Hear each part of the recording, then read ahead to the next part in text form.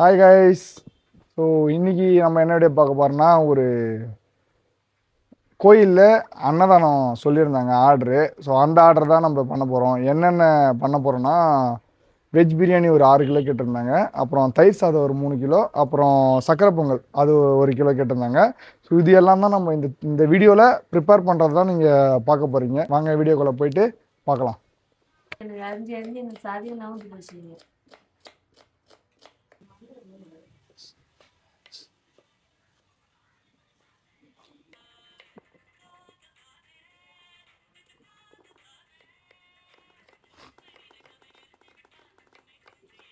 So friends, பார்த்தீங்களா, வெங்காயம், beans, so vegetable பிரியாணிக்கு தேவையான காய்கறி எல்லாமே கட் பண்ணி வச்சாச்சு.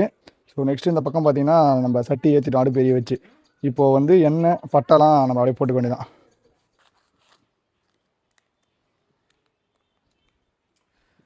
ஆயில் 1 லிட்டர் ப்ளஸ் ஒரு 1,300 ஊற்றிடும். இது 1 லிட்ரு. இப்போ எண்ணெய் சூடாகிடுச்சு. இப்போ வந்து பட்டை ஒரு 50 கிராம் வச்சுருக்கோம். பட்டை சூடாகிடுச்சு. இப்போ ஆனியன் சேர்த்துலாம் 2,400 கரெக்டாக. ஆனியன் 6 கிலோ சேர்த்துனால 2,400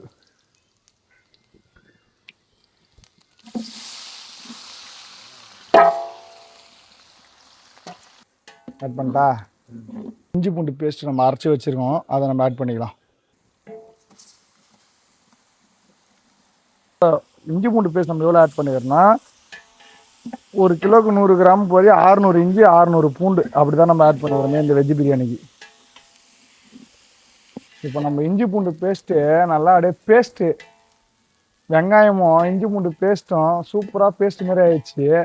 இந்த ஸ்டேஜில் வந்து நம்ம வந்து கட் பண்ணி வச்சுக்கிற புதினா, கொத்தமல்லி, பச்சை மிளகா.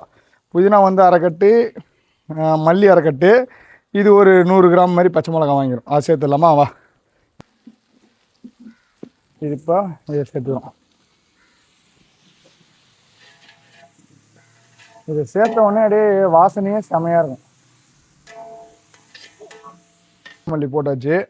நெக்ஸ்ட்டு வந்து தக்காளி எடுத்துருவோம் 2,400, தயிர் 1/2 லிட்ரு, மசாலா ரெட் சில்லி ஒரு 60 கிராமு, பிரியாணி மசாலா இருக்குது. ஸோ இதை தான் நம்ம போட்டுக்கலாம். வாங்க இப்போ.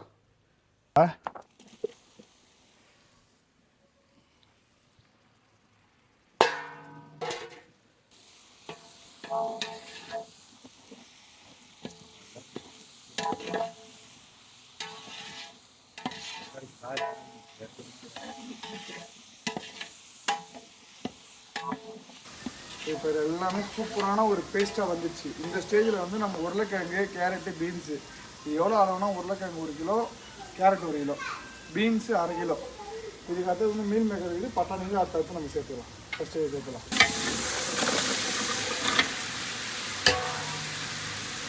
கீர்த்தனை ஸ்கூலில் இருந்தாலும் அவர் உப்பு போடணுன்னாரு, அதனால் கீர்த்தனை உப்பு போட போகிறோம். இன்னும் உள்ள தள்ளி கொட்டுமா? எல்லாத்தையும் கொட்டுங்க. சூப்பர். கீர்த்தனை அழகாக உப்பு போட்டார். நம்ம இப்போ கிண்டிக்கலாம். முன்னாடி வதங்கும் போது ஒரு ஸோ இப்போ காய்கறி போட்டோம் இல்லைங்களா, காய்கறி போட்டு ஒரு 5 லிட்டர் தண்ணி ஊற்றி நல்லா கொச்சிட்ருக்கு காய்கறி. ஸோ இதுதான் காய்கறி வேக தேவை. இந்த ஸ்டேஜில் வந்து நம்ம வந்து meal maker, so meal maker வச்சுருக்கோம், அது ஒரு 1/2 கட்டாக சேர்த்துக்க போகிறோம்.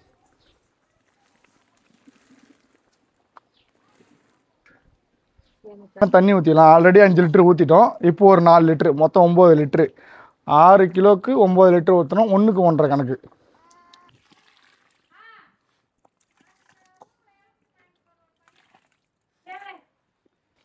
ஸோ இப்போ நல்லா தண்ணி கொச்சி காய்கறி எல்லாம் வெந்துச்சு. இந்த ஸ்டேஜில் வந்து நம்ம 6 கிலோ அரிசி வச்சுருக்கோம், அதை உள்ளே கொட்ட போகிறோம். போங்க.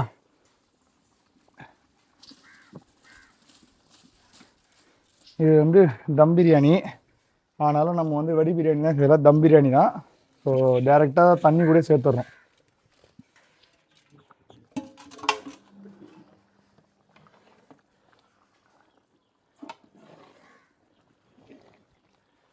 ஒன்று தம் போடுறத நான் தெரியுற மாதிரி எடுத்தோம்னா